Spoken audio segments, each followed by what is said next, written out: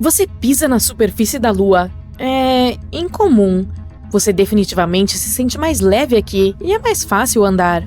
Você decide levar a sério aquela sua ideia obsessiva, dar pulos no satélite natural da Terra. E, apesar de seu traje espacial volumoso, você literalmente voa no ar. Uau! De qualquer forma, você continua sua caminhada na superfície da Lua quando sente algo estranho. O chão sob seus pés está tremendo? Parece que um terremoto acabou de começar na Lua, mas é simplesmente impossível. Ou é possível? Surpreendentemente, sua intuição não te decepcionou desta vez. Lunamotos existem. Na verdade, existem 4 tipos de lunamotos que são fortes o suficiente para serem detectados a uma grande distância. Há terremotos lunares profundos ocorrendo a mais de 690 km abaixo da superfície. Depois, há impactos de meteoroides. Terremotos ocorrem quando a crosta lunar se expande. Acontece quando o sol da manhã ilumina nosso satélite após uma noite lunar de congelamento profundo de 2 semanas. E também há lunamotos mais superficiais. Eles são os únicos semelhantes aos terremotos em nosso planeta.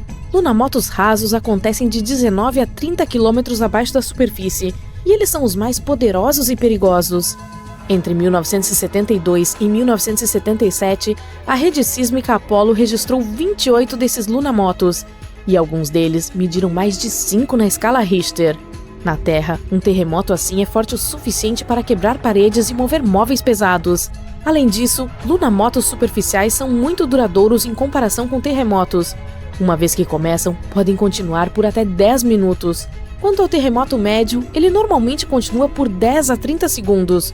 Os cientistas ainda não têm certeza do que causa os lunamotos superficiais e nem mesmo onde exatamente eles ocorrem. Uma das teorias é que os lunamotos acontecem nas bordas de grandes crateras relativamente jovens que provavelmente caem de tempos em tempos. Curiosamente, a Lua e a Terra não são os únicos lugares onde ocorrem terremotos. Os cientistas também registraram terremotos, tremores, vibrações e abalos em outras regiões do nosso sistema solar. Vejamos Mercúrio, por exemplo. Alguns anos atrás, os cientistas descobriram que esse planeta estava encolhendo. E é por isso que parece ser tectonicamente ativo. Vênus é um quebra-cabeça tectônico para especialistas. No entanto, Vênus não tem placas tectônicas e pode nunca ter tido. Mas sua superfície tem dobras e falhas e parece ter placas tectônicas. Por outro lado, isso pode ter surgido devido a outros processos, como atividade vulcânica. Mas, embora não tenhamos observado nenhum Vênus-moto, os cientistas acreditam que podem detectá-los, pois suas vibrações parecem ondular na espessa atmosfera do planeta. Agora vejamos Marte. Sabemos com certeza que esse planeta é sismicamente ativo. O módulo de pouso da NASA colocou um sismômetro na superfície do planeta vermelho e, em 2019, conseguiu medir o primeiro terremoto ali. Depois disso, o lander continuou a registrar terremotos, mas eles eram tão fracos que, se acontecessem em nosso planeta, seriam completamente cobertos pelo ruído de fundo dos oceanos da Terra.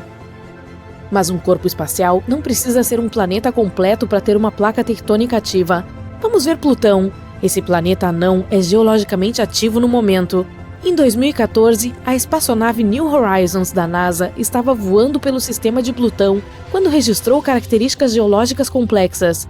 Os cientistas concluíram que Plutão pode ter terremotos, ou devo chamá-los de plutomotos, quando seu oceano de água líquida congela e derrete sobre a crosta gelada do planeta anão. As luas de Júpiter, Europa e Io, assim como as luas de Saturno, Titã e Encélado, também são geologicamente ativas, apesar de seu pequeno tamanho. Suas características variam de vulcões e plumas de água a potenciais oceanos subterrâneos. Agora, aposto que você não conhece estes fatos interessantes sobre os terremotos que ocorrem em nosso planeta. Há um lugar na Terra onde ocorrem 90% de todos os terremotos. É o chamado Anel de Fogo, que se estende ao redor do Oceano Pacífico, da Nova Zelândia até a América do Sul. Parece mais uma ferradura. De qualquer forma, os especialistas afirmam que esses inúmeros terremotos são causados pela abundância de vulcões naquela região e pelo movimento constante das placas tectônicas. Cerca de 500 mil de terremotos acontecem na Terra todos os anos, mas muitos deles ocorrem muito profundamente na crosta terrestre, e apenas equipamentos especiais podem detectá-los. Sentimos cerca de 20% dos terremotos, e apenas 100 deles causam danos. O maior terremoto registrado ocorreu no Chile em maio de 1960. Foi de magnitude 9,5 na escala Richter. realmente devastador. Durante o terremoto, sismógrafos detectaram e registraram ondas sísmicas que viajaram por todo o mundo. Elas sacudiram o planeta por muitos dias. Quanto ao terremoto mais forte que ocorreu nos Estados Unidos, ele foi de 9,2 e aconteceu no Alasca. A propósito, o Alasca, ao lado da Califórnia, é o estado mais propenso a terremotos nos Estados Unidos e uma das regiões mais sismicamente ativas do mundo. Um terremoto de magnitude 7 ocorre lá quase todos os anos. Um mega terremoto pode realmente encurtar a duração de um dia para todo o planeta. A NASA afirma que terremotos realmente grandes podem mudar o eixo do nosso planeta e, assim, alterar a duração do dia. Obviamente, você não notará, pois essa alteração é medida em microsegundos, e um microsegundo é 1/1000º de segundo. Os cientistas acham que o terremoto de 9,1 Sumatra, ocorrido em 2004, encurtou o dia em 6,8 microsegundos. Nem mesmo os melhores especialistas podem prever um terremoto. Isso ocorre principalmente porque os mecanismos que desencadeiam terremotos são muito profundos no subsolo. Mas hoje em dia, as pessoas aprenderam a calcular um período de tempo mais preciso para a ocorrência de um terremoto. Os terremotos podem ser desencadeados por erupções vulcânicas ou, digamos, impactos de meteoros, mas a maioria deles é causada pelos movimentos das placas tectônicas do nosso planeta. A superfície da Terra tem de 15 a 20 placas tectônicas em constante movimento. A pressão aumenta quando elas se deslocam, e isso pode fazer com que a crosta do nosso planeta se rompa. São Francisco está se movendo em direção a Los Angeles neste exato momento. A velocidade de seu movimento é de cerca de 5 centímetros por ano. Isso é tão rápido quanto o crescimento das suas unhas, e está acontecendo porque os dois lados da falha de San Andreas, uma falha continental que se estende por 1.200 quilômetros pela Califórnia, estão passando um pelo outro. Assim, em vários milhões de anos, Los Angeles e São Francisco serão cidades vizinhas. Lagos, lagoas e canais ficam um pouco mais quentes e começam a cheirar mal antes de um terremoto. Isso acontece porque gases são liberados quando as placas tectônicas se deslocam. A maioria dos animais sente esses sinais e muda de comportamento. Por exemplo, os cientistas notaram sapos desaparecendo completamente antes de um terremoto na Itália em 2009. Mas assim que o desastre natural acabou, eles voltaram. Mesmo após o término de um terremoto, você ainda poderá ver água espirrando na sua piscina. Não há necessidade de se preocupar. Esse é um fenômeno chamado seiche. A água pode continuar espirrando por horas após o término do terremoto. Por exemplo, a piscina da Universidade do Arizona perdeu um pouco de água de um seiche causado por um terremoto no México, que ocorreu a 1.930 quilômetros de distância. Em 27 de fevereiro de 2010, um grande terremoto começou no Chile. Mediu 8,8 na escala Richter.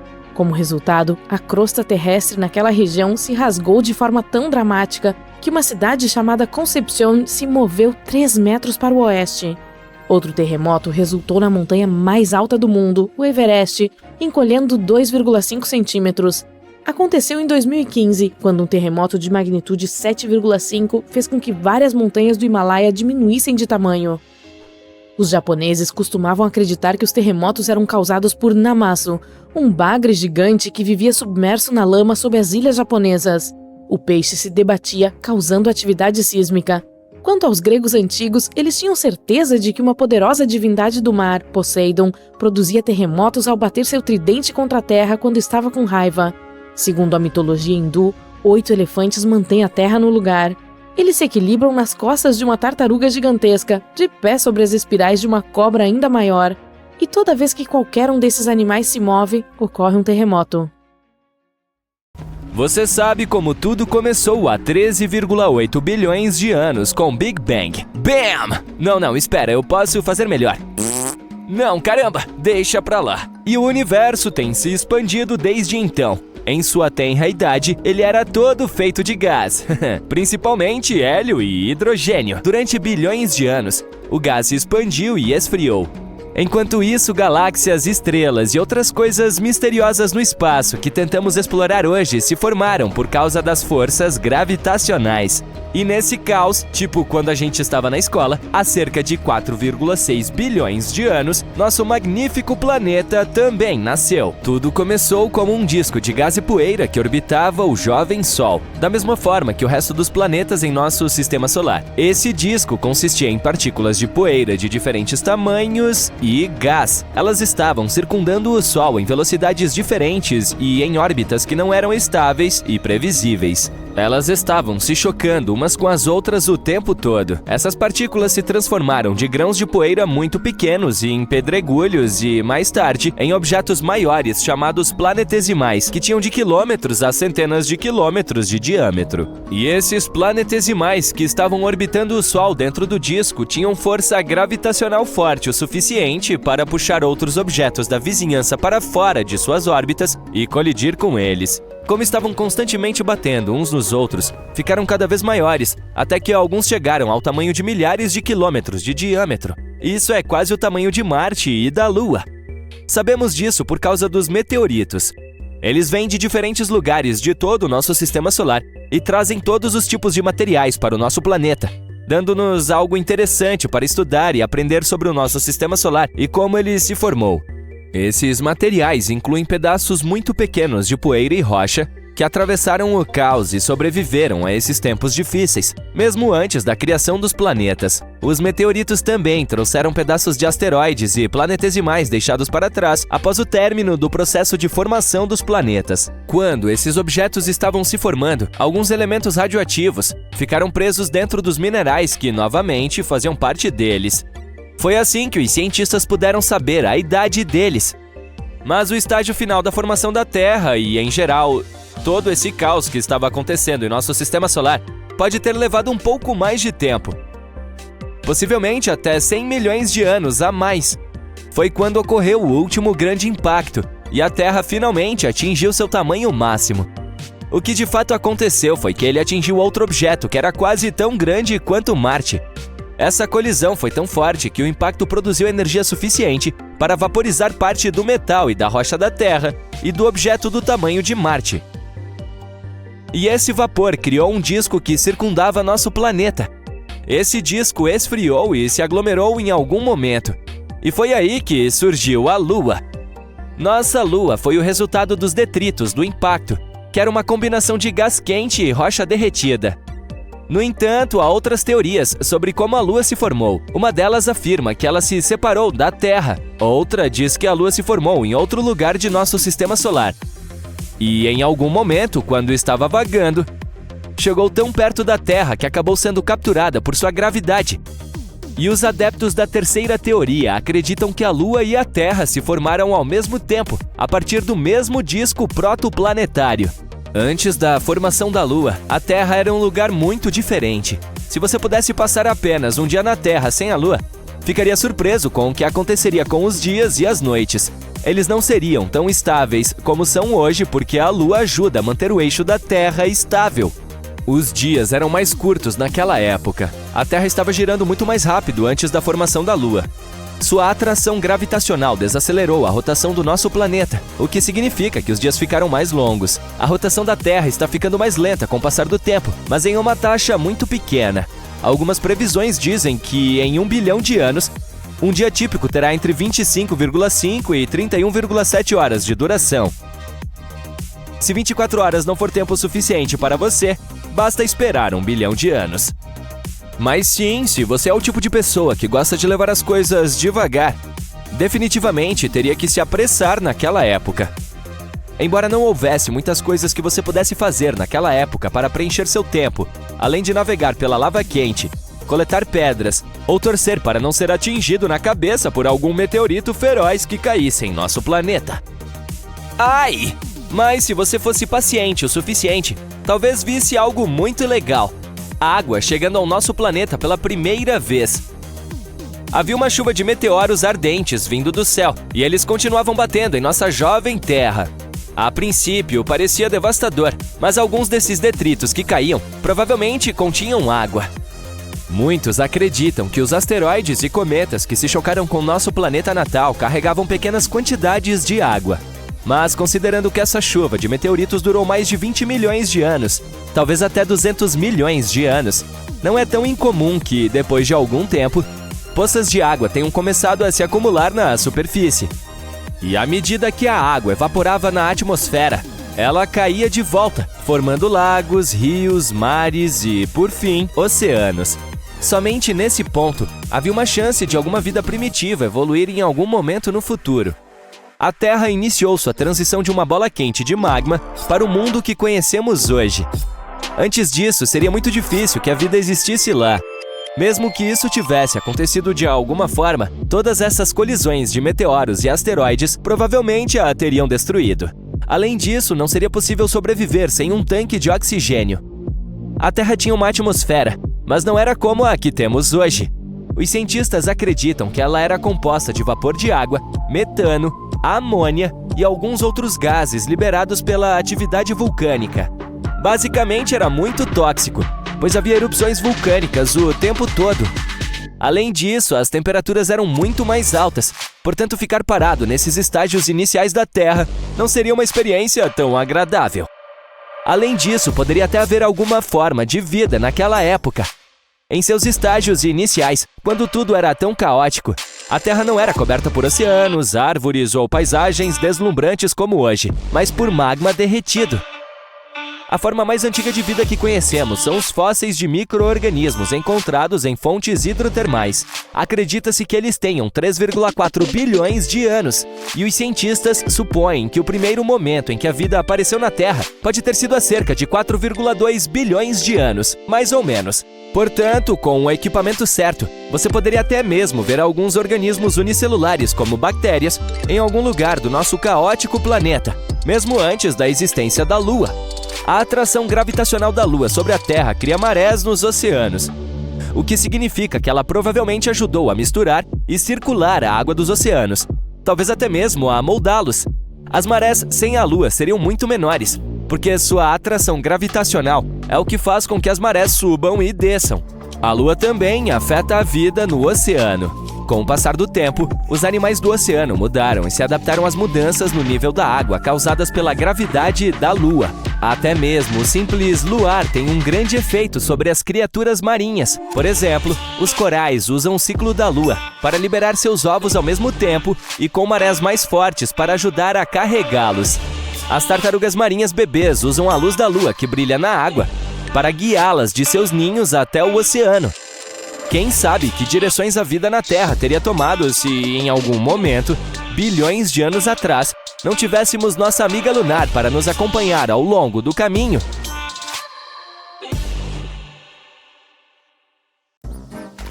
Ok, eu oficialmente desisto da esperança de que a Lua seja feita de queijo, gente. Uau, nem mesmo Goda! A bola lunar brilhante, ou uma banana torta, ou a metade de uma moeda, dependendo da fase em que está, tem diferentes camadas em seu interior, assim como a Terra. Uma dessas camadas é chamada de núcleo interno. Há cerca de 20 anos, os cientistas estavam observando como a Lua girava. Usando esses dados, eles concluíram que ela tinha um núcleo externo fluido, mas o núcleo interno era difícil de ser estudado, então eles não sabiam se era sólido como uma rocha ou derretido como um líquido quente. Mas agora as coisas estão mais claras. Os astrônomos reuniram dados de diferentes missões, incluindo a missão Apollo, em que os astronautas foram à Lua e coletaram informações. Além disso, eles usaram uma técnica especial chamada dados sísmicos. Esse método consiste em estudar como as ondas sonoras se movem através das coisas. Tomemos como exemplo os terremotos em nosso planeta. Quando ocorre um terremoto, ele cria ondas que atravessam o solo. Os cientistas podem detectar e analisar essas ondas para saber mais sobre o interior da Terra. A mesma ideia pode se aplicar a outros objetos em nosso sistema solar, como planetas ou, neste caso, a Lua. Quando ocorrem terremotos ou moonquakes, eles geram ondas sonoras.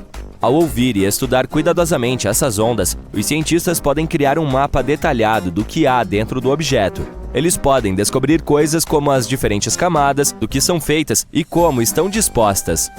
Para verificar o interior profundo da Lua, os cientistas também usaram algo chamado laser ranging. Esse método mede a distância entre a superfície da Terra e a Lua com muita precisão. E tadã! O núcleo interno do nosso satélite natural é uma bola densa e sólida feita de ferro, exatamente como na Terra. Ele tem cerca de 500 km de largura, o que equivale a quase 15% do tamanho da Lua inteira. Os pesquisadores também encontraram evidências que apoiam a teoria de que a camada entre a superfície da Lua e seu núcleo, chamada de manto, tem se movido à medida que a Lua evolui ao longo do tempo. Esse movimento é algo que chamamos de revolvimento do manto lunar e pode explicar por que encontramos elementos ricos em ferro na superfície lunar. O material do manto acaba sendo levado para cima, e a rocha vulcânica permanece na crosta da Lua. Alguns dos materiais dessa rocha eram muito densos, como eu. Então eles simplesmente afundaram de volta no material mais leve da crosta, até o limite entre o núcleo e o manto. É como um ciclo em que o material do manto da Lua sobe durante a atividade vulcânica, carrega elementos ricos em ferro para a superfície e depois afunda novamente. Há outro mistério que os cientistas vêm tentando resolver, o que fez com que o campo magnético da Lua enfraquecesse e quase desaparecesse ao longo do tempo. Parece que agora que sabemos sobre o núcleo de ferro e a reviravolta global do manto, poderemos obter mais respostas sobre o campo magnético da Lua. Saber como é o núcleo interno pode nos ajudar a entender melhor a história da Lua, bem como a história de todo o nosso sistema solar. Uma das teorias amplamente aceitas sobre a origem da Lua diz que houve uma colisão maciça entre a Terra em seus estágios iniciais e outro objeto misterioso em nosso sistema solar. É a chamada teoria do grande impacto, e essa colisão foi tão forte que arrancou um grande pedaço da Terra primitiva e derretida. Se você colocasse uma moeda ao lado de uma ervilha verde, teria uma boa ideia do tamanho do nosso planeta em comparação com a Lua. Esse pedaço foi então enviado para a órbita do nosso planeta. E isso pode ter acontecido cerca de 95 milhões de anos após a formação do nosso sistema solar. O objeto que colidiu com a Terra poderia ter cerca de 10% da massa do nosso planeta natal e aproximadamente o tamanho de Marte. Isso faz sentido, afinal, a Terra e a Lua têm composições semelhantes. É claro que existem outras ideias sobre como a Lua se formou. Uma delas diz que a força gravitacional do nosso planeta a capturou. Isso significa que a Lua era apenas um objeto que passava inocentemente por ali quando, de repente, foi atraído e puxado para a órbita da Terra. Existe até a hipótese de que a Terra roubou a Lua de Vênus. Nesse caso, a Lua não deve se queixar. Acho que a vista é muito melhor aqui.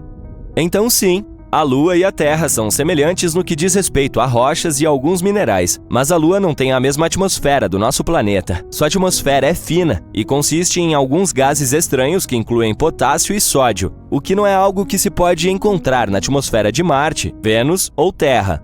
E as rochas da Lua não contêm água, mas isso não significa que não haja água lá em cima. Há muito tempo, no século 17, os astrônomos viram grandes manchas escuras na superfície da Lua. Um desses astrônomos achou que essas manchas pareciam oceanos, então as chamou de Maria, que significa mares em latim. Outros astrônomos também fizeram mapas da Lua e usaram o termo Maria para descrever essas manchas escuras. Por exemplo, Mare Tranquillitatis, traduzido como Mar da Tranquilidade, onde a Apollo 11 fez seu pouso. Mas parece que essas manchas escuras não são de fato oceanos. Elas são planícies feitas de lava endurecida que entrou em erupção há muito tempo.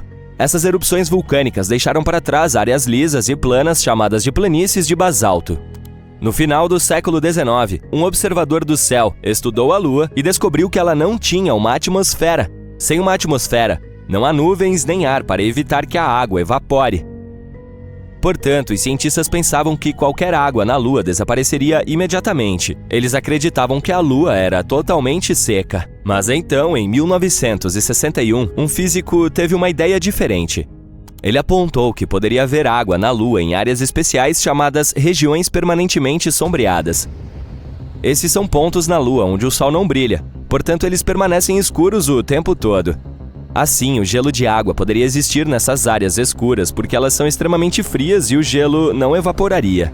Mas, quando os astronautas das missões Apollo foram à Lua, eles trouxeram de volta amostras do solo e os cientistas não encontraram sinais de água nelas. Assim, todos voltaram a pensar que a Lua era completamente seca. Nos anos 1990, a NASA concentrou-se nessas crateras sombreadas e encontrou altas concentrações de hidrogênio, o que significa que poderia haver gelo nos polos da Lua. Eles ainda não tinham certeza, então continuaram cavando e, depois de algum tempo, encontraram hidrogênio preso dentro de minúsculos grânulos de vidro vulcânico. Como não há vulcões ativos na Lua atualmente, isso significa que é provável que havia água na Lua quando esses vulcões entraram em erupção há muito tempo. Além disso, poderia haver muito mais água nos primórdios da nossa Lua. Em 2020, a missão Sofia, da NASA, nos mostrou o que estávamos procurando há muito tempo. Afinal, existe água na Lua. Acontece que a água está escondida entre os grãos de poeira lunar ou grudada na superfície nas áreas iluminadas pelo Sol da Lua. Portanto, não há oceanos como os que temos na Terra, mas pelo menos há alguma coisa. Mas a pergunta permanece: como a água chegou até lá? Parece que a Lua teve uma história caótica na época em que estava se formando, como provavelmente a maioria dos planetas e luas do nosso sistema solar. Portanto, há algumas evidências de que a água chegou lá por meio de cometas que atingiram sua superfície nos velhos tempos, ou talvez continue chegando por meio daqueles que estão se chocando contra a Lua atualmente. Estamos falando de uma situação caótica em que micrometeoritos gelados colidem com a superfície da Lua, e a poeira faz uma bagunça ainda maior ao interagir com o vento solar. Mas estamos aguardando para saber mais sobre isso. Porque, como todos sabemos, quando se fala em água, inevitavelmente também se fala em vida. É por isso que queremos saber mais sobre, por exemplo, todo aquele gelo escondido nas crateras polares da Lua. Talvez ele possa nos ensinar mais sobre como a vida se desenvolveu na Terra. Talvez os cometas tenham trazido todos os elementos necessários para cá. E se alguns desses elementos também estiverem presos no gelo da Lua?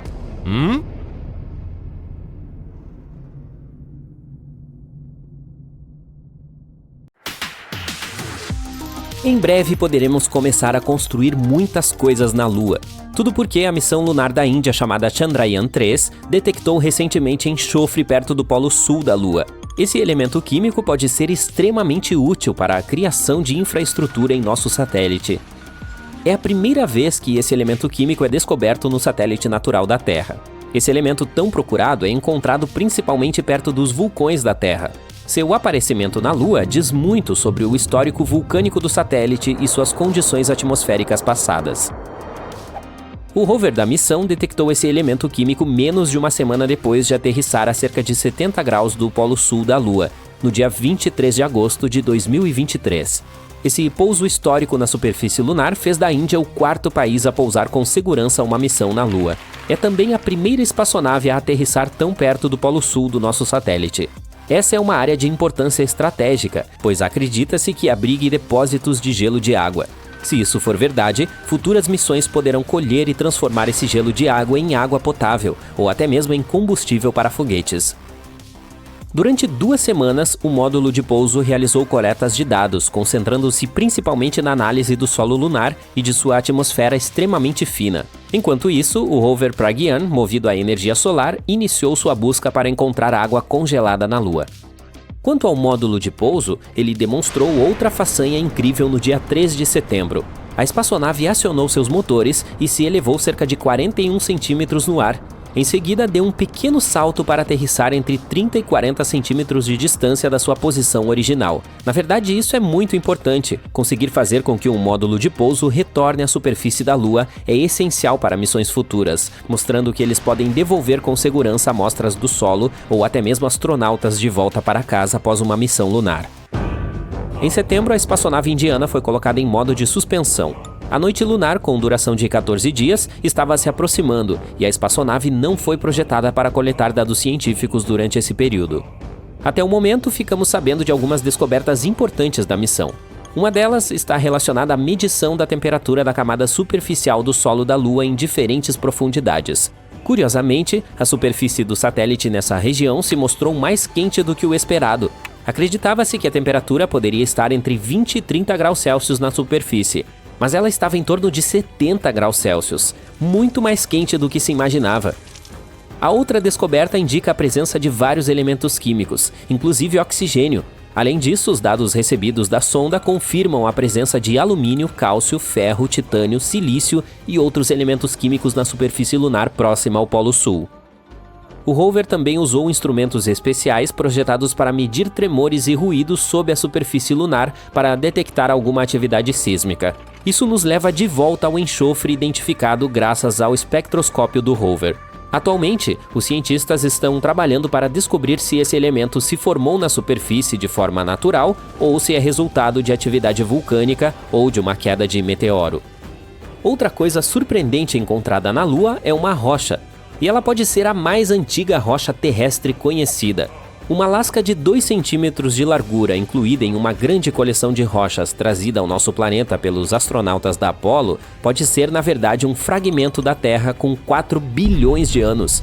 Essa descoberta pode nos ajudar a traçar um quadro melhor do intenso impacto que a Terra primitiva sofreu no início de sua vida. Poderia ser assim. Logo depois que a rocha se formou, um impacto de asteroide pode tê-la lançado da Terra. Naquela época, o satélite do nosso planeta estava 3 vezes mais próximo da Terra do que está hoje. A colisão foi tão forte que esse pedaço de rocha terrestre encontrou seu caminho para a Lua. Mais tarde, esse fragmento foi engolido por uma brecha lunar, um tipo heterogêneo de rocha. Por fim, a rocha foi trazida de volta para casa, para a Terra, pelos astronautas da Apollo 14. Embora os cientistas já tivessem encontrado meteoritos provenientes de Marte e da Lua, essa foi a primeira vez que uma rocha da Lua se revelou ser um meteorito terrestre. Eles também descobriram que a rocha havia se formado em um ambiente rico em água, em temperaturas e pressões correspondentes às de cerca de 19 quilômetros abaixo da superfície do nosso planeta. Em 19 de dezembro, a missão Chang'e 4 da China fez história ao aterrissar no lado oposto da Lua. O rover da missão ajudou os pesquisadores a visualizar estruturas escondidas nas profundezas da superfície do satélite, revelando bilhões de anos de história lunar. O rover Yutu-2 fez essa descoberta com a ajuda de seu radar de penetração lunar. Ele fez imagens nas profundezas da superfície da Lua e ouviu os ecos do som que se refletiam nas estruturas ocultas sob a superfície lunar. Descobriu-se que essas estruturas estavam descansando em profundidades de quase 300 metros. A pesquisa sugere que os primeiros 40 metros abaixo da superfície são compostos de camadas de poeira, solo e rochas. Os instrumentos também descobriram uma cratera oculta que deve ter se formado depois que um grande objeto se chocou contra a superfície da Lua. Há muito tempo, é provável que lava antiga estivesse fluindo nas profundezas do subsolo. Os pesquisadores acreditam que as rochas quebradas ao redor da formação podem ser detritos produzidos pelo impacto. Eles também descobriram que as camadas de rocha vulcânica eram mais finas quanto mais próximas estavam da superfície. Essa variação na espessura dos fluxos de lava pode significar uma diminuição no número e na magnitude das erupções ao longo do tempo. Portanto, a atividade vulcânica lunar diminuiu gradualmente desde a formação da Lua, há cerca de 4 bilhões e meio de anos. No lado mais distante da Lua está uma das maiores e mais antigas crateras de impacto em nosso sistema solar, a bacia do Polo Sul Aitken. Infelizmente, da Terra só é possível ver sua borda externa, que parece uma gigantesca cadeia de montanhas. É uma enorme depressão de 13 quilômetros de profundidade, que se estende por aproximadamente 2.500 quilômetros de diâmetro e cobre 1/4 da superfície lunar. Os astrônomos têm certeza de que essa cratera surgiu quando um asteroide colidiu com a Lua há cerca de 4 bilhões de anos. E agora olhe para este gigantesco pedaço de metal do tamanho de 4 estados de Connecticut. Quanto ao seu peso, basta dizer que o número contém 18 zeros. Essa massa misteriosa está escondida a cerca de 290 quilômetros abaixo da superfície da Lua, em algum lugar no meio da bacia do Polo Sul Aitken. Ele foi descoberto quando o GRAIL, sigla em inglês para a missão Gravity Recovery and Interior Laboratory da NASA, coletou dados sobre nosso satélite natural. Ao examinar essas informações, os cientistas notaram que em um local da superfície da Lua havia uma estranha mudança na gravidade. Depois de pesquisar esse fenômeno, eles concluíram que algo misterioso estava pesando sobre o piso da bacia. Até o momento, os pesquisadores ainda não descobriram a origem do caroço bizarro, mas há várias teorias. Uma delas afirma que o achado é um pedaço de óxido denso que apareceu quando a Lua estava apenas tomando sua forma. Naquela época, o satélite ainda estava coberto por antigos oceanos de magma, e o caroço poderia ter sido formado nos estágios finais de seu resfriamento. Entretanto, a maioria dos cientistas apoia outra teoria, segundo a qual a massa integrante é uma parte do asteroide gigante que criou a bacia do Polo Sul Aitken.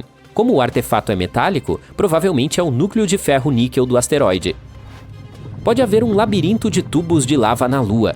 Não faz muito tempo, os astrônomos receberam os resultados da topografia subterrânea e descobriram uma enorme caverna sob a superfície do satélite natural da Terra. Ela pode ser o resultado da atividade vulcânica lunar que ocorreu há mais de 3 bilhões de anos. Os fluxos de lava endureceram, criando uma crosta espessa e dura na parte externa. Mas por dentro ela continuava fluindo, derretendo a rocha e criando túneis e cavernas. Diversos pequenos buracos na superfície da Lua descobertos pela NASA parecem ser as aberturas para esses tubos de lava. Se essa teoria for confirmada, os túneis subterrâneos poderão servir não apenas como um local conveniente para missões espaciais com tripulação humana, mas também como fontes de água muito necessárias para os astronautas. Já se passaram décadas desde o último pouso tripulado na Lua, Apollo 17, que aconteceu em dezembro de 1972.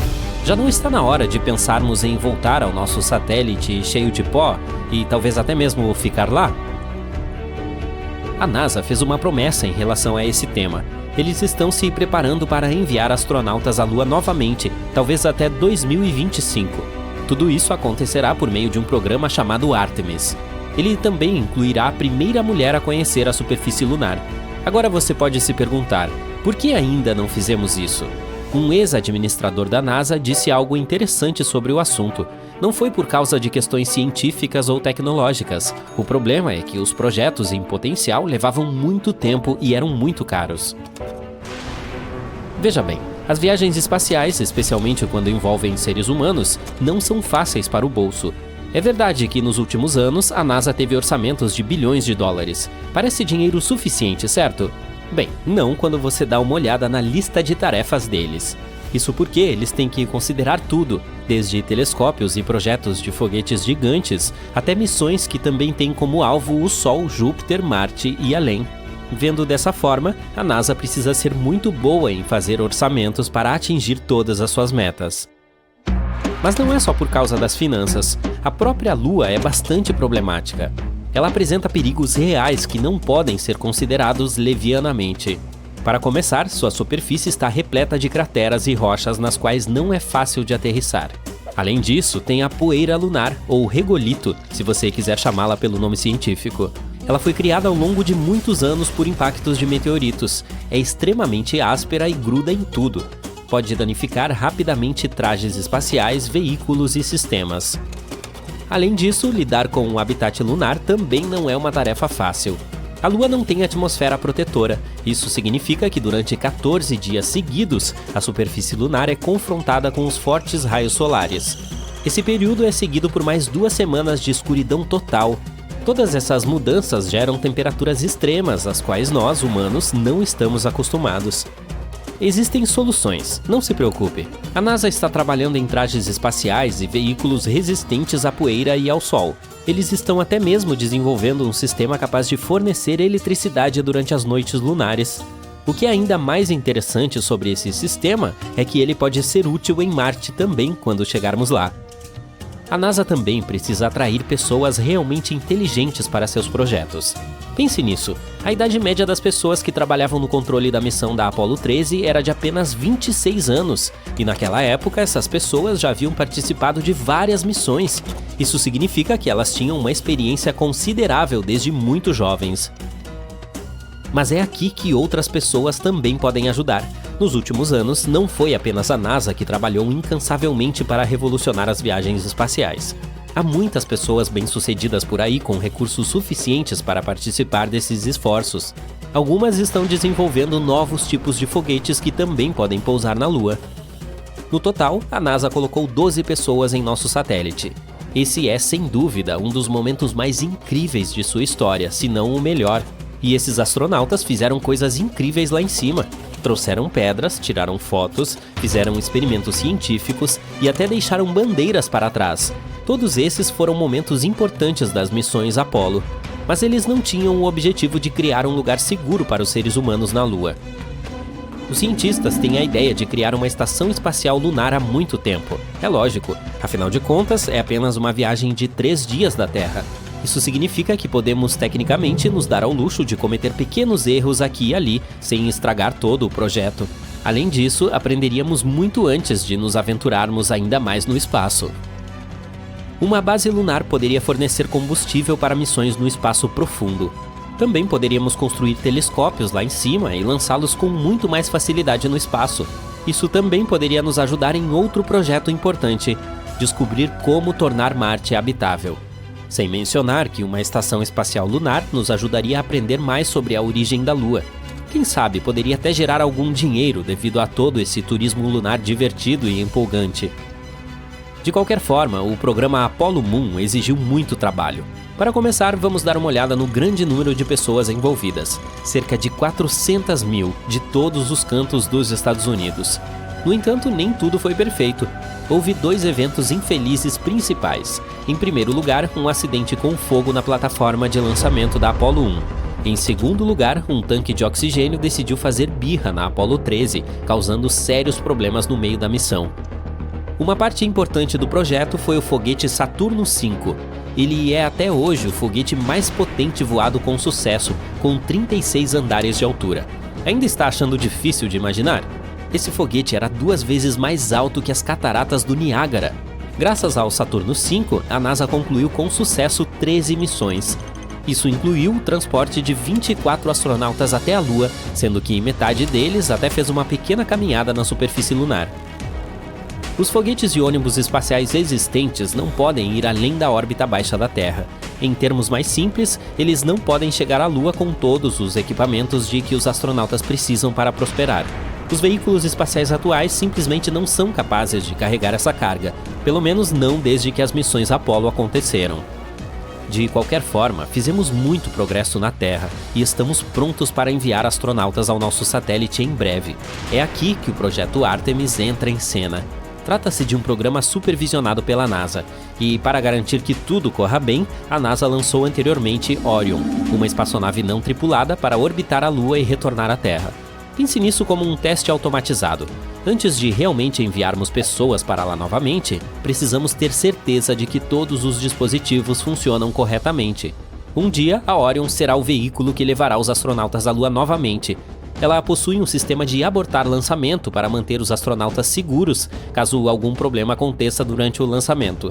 Também possui um módulo de serviço, que é a fonte de energia que abastece e impulsiona a Orion e mantém os astronautas vivos com água, oxigênio, energia e controle de temperatura. Todos esses projetos futuros nos fazem pensar: como será a vida na Lua, afinal? Por enquanto, só podemos usar nossa imaginação. Alguns dizem que viveremos em casas que saíram diretamente de um conto de fadas, algo como uma aconchegante toca de Hobbit. Viver no subsolo da Lua pode ser uma necessidade.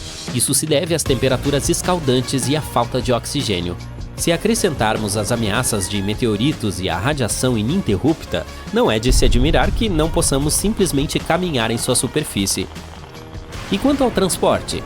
Empresas grandes e pequenas estão tentando criar a viagem ideal para a Lua. Se as estimativas atuais estiverem corretas, um tipo de táxi lunar decolará em 2024.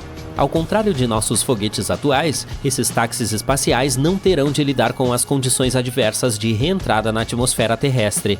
Será mais fácil para eles fazer várias viagens de ida e volta. Para apoiar nossa vida lunar, precisaremos ter uma área especial para os táxis espaciais decolarem e aterrissarem com segurança. Pense nisso como uma plataforma de aterrissagem em um trecho firme e plano da superfície lunar, salvaguardada por paredes para proteger contra a poeira lunar. A movimentação na superfície da Lua também será facilitada. Os veículos de última geração de que estamos falando terão seu próprio ambiente controlado. Isso significa que você não precisará de um traje espacial quando estiver dentro dele. Se quiser sair um pouco do seu veículo espacial, é claro que precisará vestir seu traje espacial. Tudo bem, já temos nossas casas e nossos passeios organizados, mas e quanto ao combustível? É aí que a Lua nos dá uma mãozinha. A gravidade mais leve da Lua significa que não precisamos de tanta energia para escapar de sua atração. Além disso, a Lua tem gelo, e isso é muito útil. Talvez possamos converter esse gelo em combustível para foguetes. Precisaremos de dispositivos espaciais dedicados para ajudar a coletar esse gelo. Uma dessas ferramentas é chamada Trident. É como uma furadeira perfeita para escavar a superfície gelada da Lua. Outros ajudantes robóticos transformariam esse gelo em combustível e o entregariam a um posto de gasolina espacial. Se isso funcionar, os foguetes a caminho de Marte poderão fazer uma parada para um rápido abastecimento de combustível antes de continuar a viagem. Está escuro lá fora. São quase 2 da manhã. Você sai e olha para o céu. E aqui está ela, brilhante, a Lua cheia. E você pode pensar que sabe muito sobre o satélite natural da Terra, mas deixa eu te perguntar, como ele se formou? A resposta é: ninguém sabe. Mas claro, existem teorias. A mais popular, chamada de Teoria do Impacto Gigante, afirma que surgiu durante uma colisão entre a Terra e outro planeta, provavelmente menor que o nosso, do tamanho de Marte. E o próprio choque provavelmente aconteceu há cerca de 4,5 bilhões de anos. Outra hipótese, chamada de Teoria da Captura, afirma que a Lua costumava ser um asteroide ou algum outro corpo errante e se originou em qualquer outro lugar do Sistema Solar. Quando estava passando por aqui, foi pego pela nossa gravidade. Mas nesse caso há uma pegadinha. Nosso planeta e a Lua têm notáveis semelhanças isotópicas e químicas. Então, devem ter uma história ligada, o que significa que ela não poderia ter sido criada em outro lugar. Outros especialistas acreditam que, em algum momento do passado, a Terra estava girando tão rápido que parte de seu material se desprendeu e logo começou a orbitar nosso planeta. Foi assim que a Lua apareceu no céu.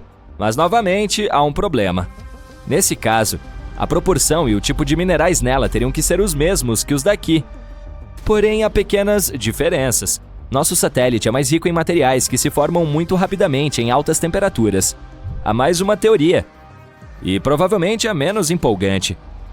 Ela afirma que a Lua poderia simplesmente ter aparecido junto com a formação da Terra. Duh! Mas hoje em dia, uma questão mais urgente mantém os astrônomos ocupados. Trata-se realmente de um satélite da Terra ou são dois planetas gêmeos? A Lua é grande comparada ao nosso mundo, cerca de 1/4 do tamanho. É por isso que alguns especialistas se referem ao nosso sistema planetário como um planeta duplo. Mas até que ponto isso é correto? Se quisermos descobrir, precisamos olhar a definição da palavra planeta. De acordo com a União Astronômica Internacional, é um corpo espacial que orbita o Sol, é grande o suficiente para ter uma forma quase redonda graças à sua gravidade e limpou a região ao redor de sua órbita. Agora, que tal um satélite? É um objeto que orbita em torno de um corpo celeste maior. Se tomarmos o sistema Terra-Lua, seu centro de gravidade, chamado baricentro, está dentro da Terra. É por isso que, no momento, não podemos dizer que vivemos em um sistema de planetas gêmeos. De acordo com esta definição, a Lua é o nosso satélite.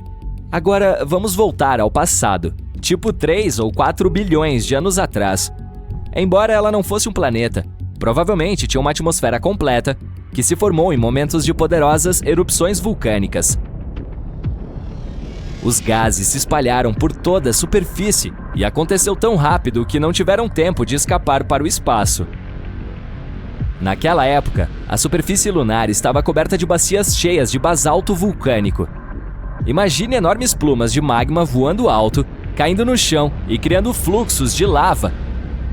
Foi assim que as bacias de basalto apareceram na superfície de lá. A certa altura, os cientistas colocaram as mãos em amostras trazidas da Lua e descobriram que os fluxos de lava continham não apenas monóxido de carbono e enxofre, mas também os blocos de construção da água. Graças a essas amostras, os pesquisadores conseguiram calcular a quantidade de gás que subiu e formou a atmosfera. Tornou-se o mais espesso há cerca de 3,5 bilhões de anos e existiu por cerca de 70 milhões de anos. Depois disso, puff! A atmosfera se perdeu no espaço. Mas o mais legal, quando a Lua tinha uma atmosfera, ela estava de 3 a 10 vezes mais próxima de nós. Uma simulação de computador até sugere que provavelmente estava 19 vezes mais perto do que agora. Essa distância podia ser de 30 mil quilômetros, enquanto hoje em dia está a cerca de 385 mil quilômetros. É por isso que a Lua parecia muito, muito maior no céu. Infelizmente, naquela época, nem mesmo os dinossauros estavam por aí para admirar a vista. Atualmente, a atmosfera lunar é quase inexistente, pontilhada de crateras. E é por isso que o satélite não consegue se proteger dos meteoritos. Para comparação, existem cerca de 190 crateras de impacto identificadas por aqui. Muitos estão escondidos pela vegetação ou cobertos por água. Mas se falamos da Lua, o número é muito maior. Vários milhões, e cerca de 5 mil deles têm mais de 20 quilômetros de diâmetro. E como ela é menos ativa sismicamente que a Terra, essas crateras e outras formações antigas permanecem em perfeitas condições por séculos. Quando você olha para a Lua, é o objeto mais brilhante no céu noturno. Mas na verdade, a superfície é escura, porque a refletância de lá é um pouco maior que a do asfalto.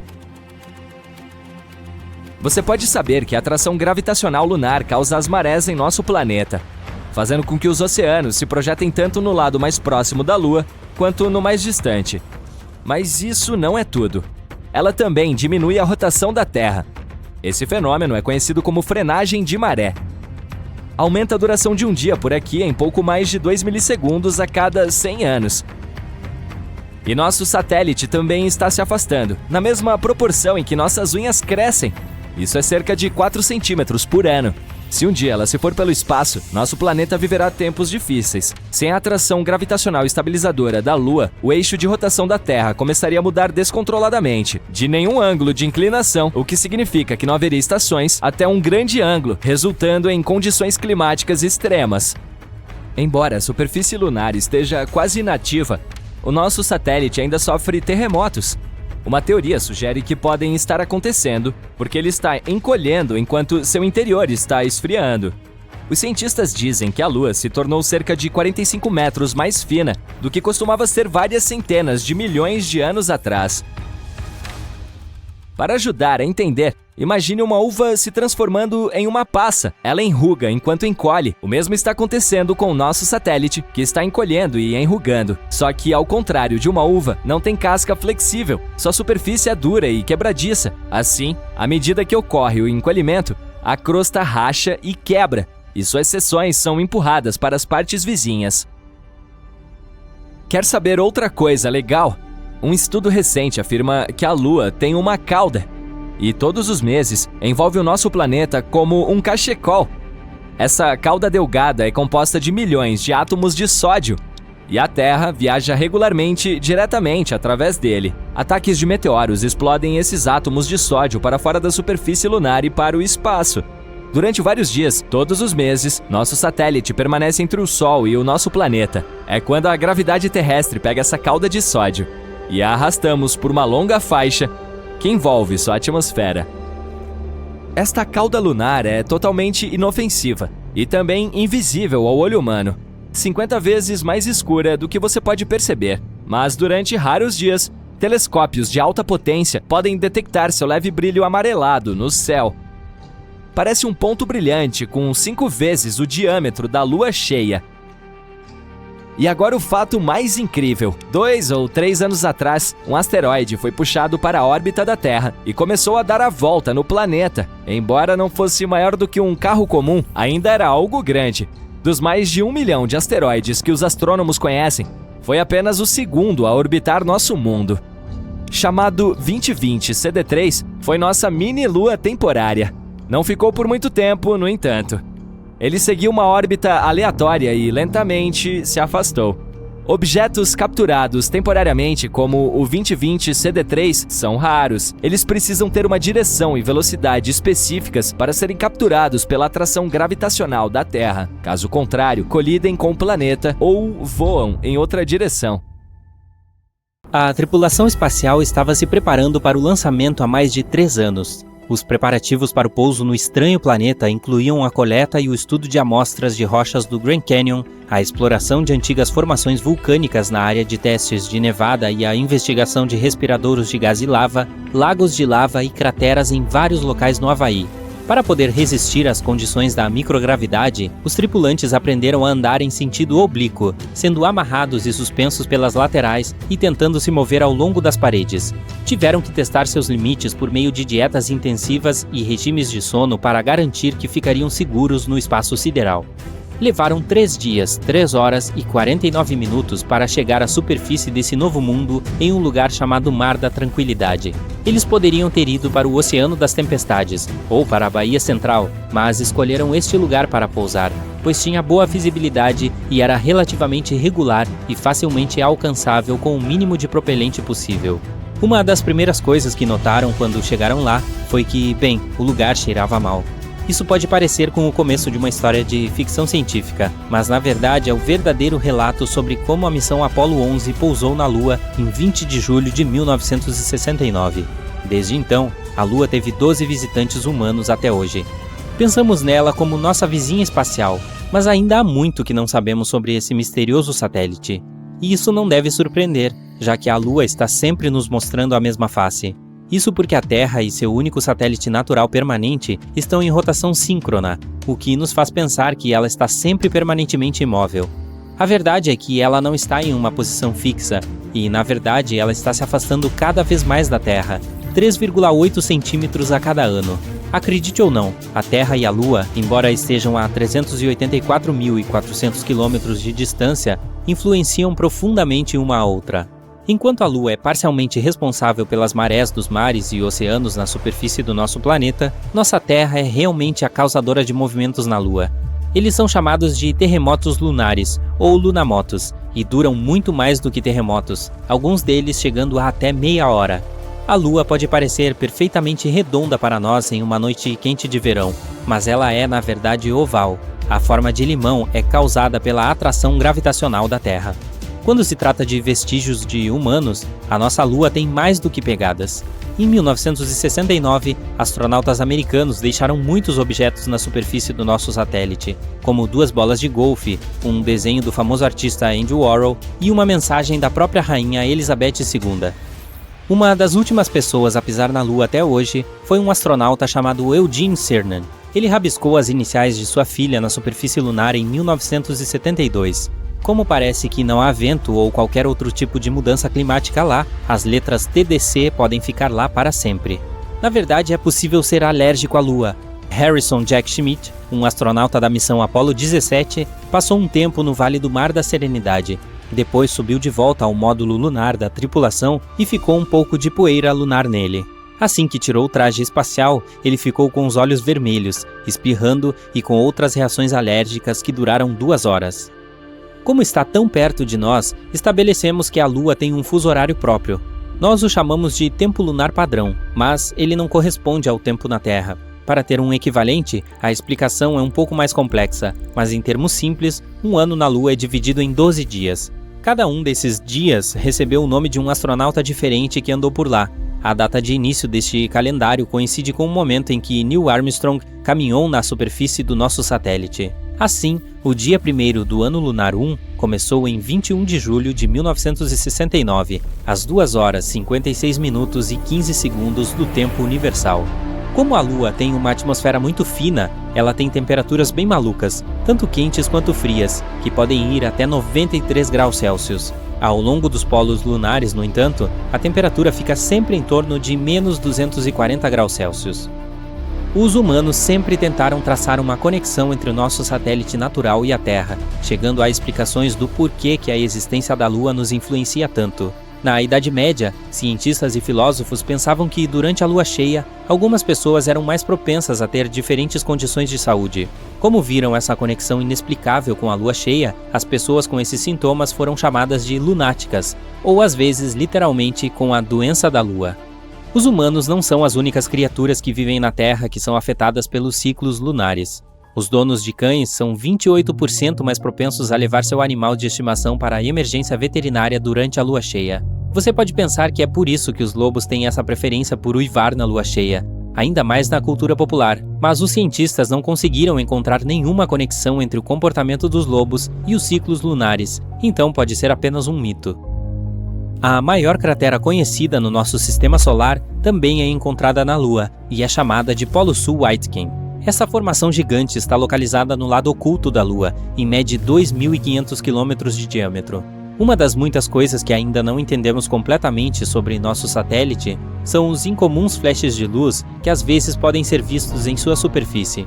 Os cientistas chamam essas explosões de fenômenos lunares transientes, com a sigla TLP em inglês, e foram vistas em todo o mundo por séculos.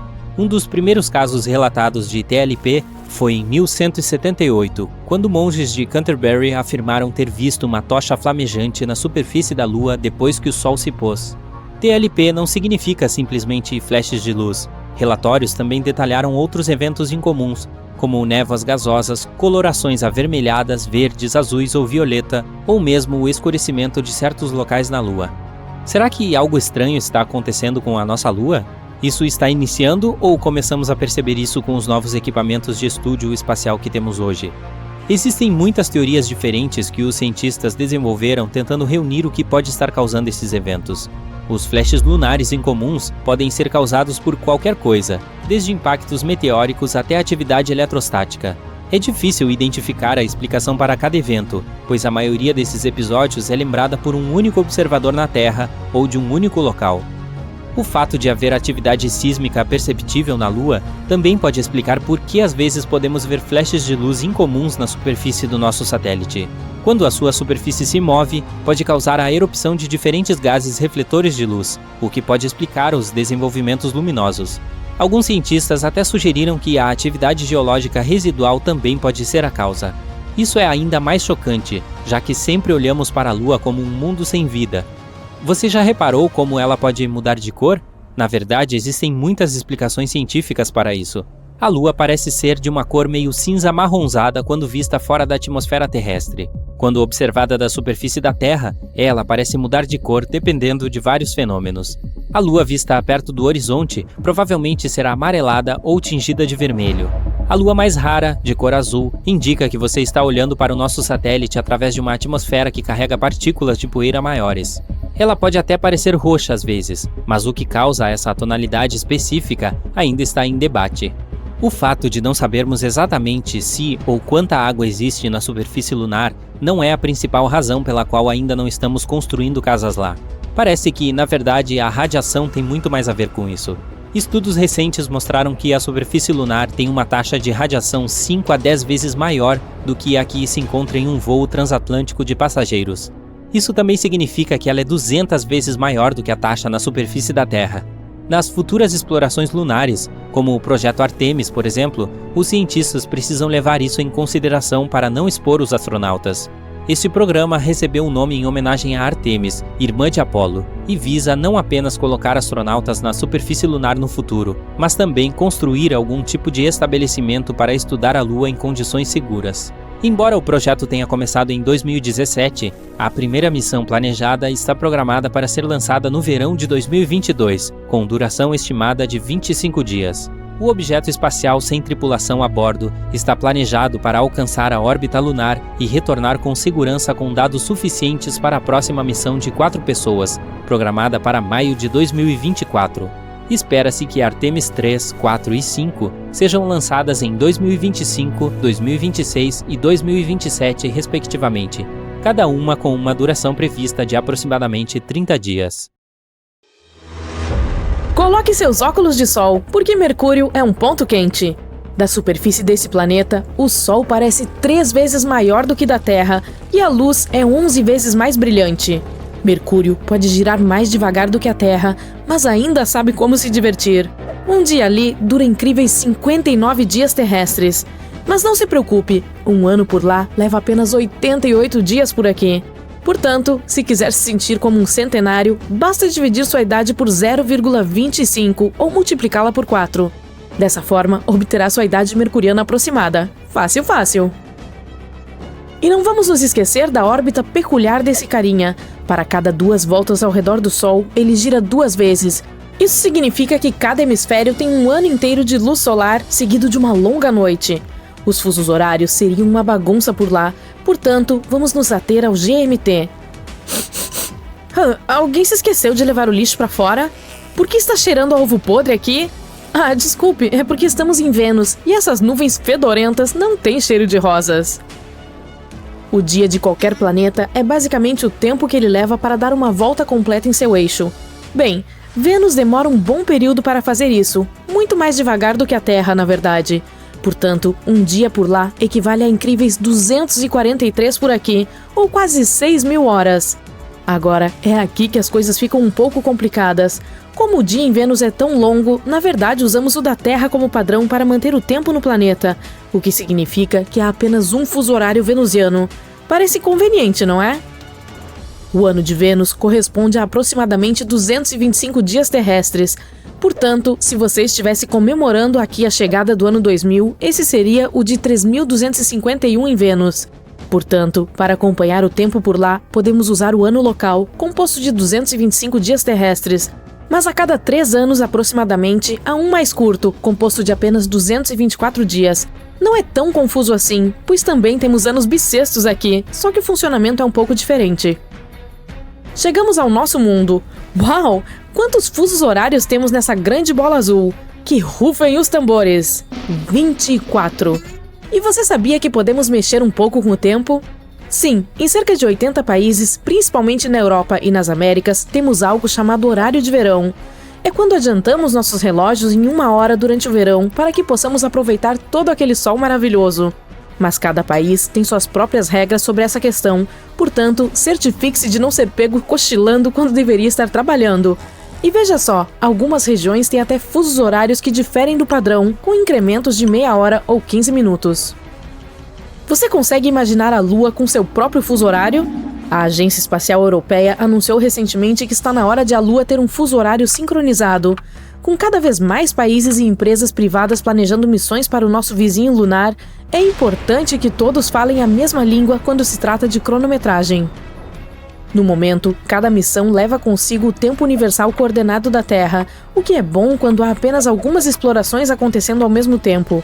Mas com dezenas de missões lunares planejadas para os próximos anos, as coisas vão ficar complicadas. Precisamos de um sistema para garantir que todos estejam na mesma página, ou acabaremos com diferentes espaçonaves fora de sincronia umas com as outras, e ninguém quer esse tipo de caos no espaço. A precisão do horário é muito importante para a comunicação e a navegação, portanto, precisamos descobrir uma maneira de garantir que todos estejam sincronizados. A Agência Espacial Europeia ainda não descobriu exatamente qual será a forma desse novo fuso horário lunar, mas está trabalhando nisso. Deveria haver uma única organização responsável por manter o horário lunar ou deveríamos deixar a Lua definir? E quanto a fusos horários mais granulares com base na posição do Sol? Todas essas são perguntas importantes que precisam ser respondidas. Quando se trata de um dia em Marte, ele não é muito diferente que o daqui. Estamos falando de 24 horas, 39 minutos e 35 segundos. Um ano marciano equivale a 1,8 na Terra, o que significa que o ano de 2000 aqui foi o de 1773 em Marte. Quase me esqueci. O ano por lá equivale a 668 dias terrestres. Ufa, resolvemos o calendário marciano, porém Marte vai precisar de fusos horários locais. Devido à sua órbita alongada, a diferença entre as horas de verão e de inverno será significativa. Um ano em Júpiter dura quase 12 aqui. Sim, isso é como uma vida inteira de um cachorro. Mas não se preocupe, ali há 12 estações para manter as coisas interessantes, cada uma quase tão longa quanto um ano terrestre. Mas um dia em Júpiter tem 9 horas e 55 minutos. Além disso, como o planeta não tem uma superfície sólida, as nuvens se movem em velocidades diferentes, de modo que 2 estações atmosféricas flutuantes podem ter dias diferentes. Ei, se vivêssemos por lá, precisaríamos muito de um aplicativo legal que rastreasse todas essas coisas. De qualquer forma, se algum dia terraformarmos aquela região, a maior parte da população teria que viver nas luas jupiterianas, porque a atmosfera é muito selvagem. E veja só, os períodos de revolução das luas estão conectados, portanto, podemos usar o mesmo sistema de contagem de dias para todas elas. Em Io, podemos ter 2 dias jupiterianos em um dia terrestre. Como dividimos isso?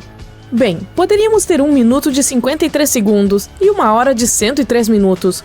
Ou simplesmente manter 1 minuto e a hora da Terra e ter um dia com 21 horas e 13 minutos de duração. Quantos anos você tem? Eu tenho 200 dias. E você? Parece estranho para alguém que mora aqui, mas os caras de Saturno contariam sua idade em dias. Um ano ali é muito longo. Tipo, mais de 29 anos terrestres. As crianças teriam apenas uma fração de 1 ano, enquanto os mais velhos teriam 3 anos. Portanto, para manter o controle do tempo por lá, poderíamos dividir um ano em 29 ou 30 estações. Ah, e um fato curioso: Saturno nem sequer tem uma superfície sólida, apenas nuvens giratórias que rodam em velocidades diferentes. Mas ainda assim, poderíamos montar algumas estações de pesquisa legais ou balões de extração de hélio para flutuar lá em cima.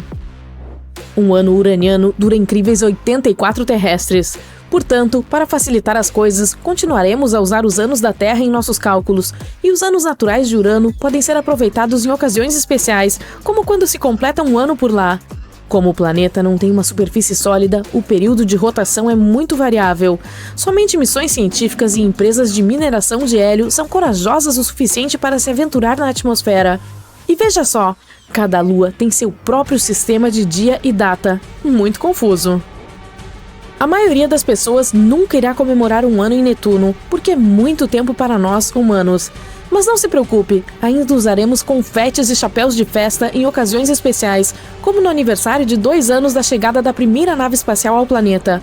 Quanto ao resto do tempo, usaremos apenas os anos terrestres para todas as nossas necessidades comerciais.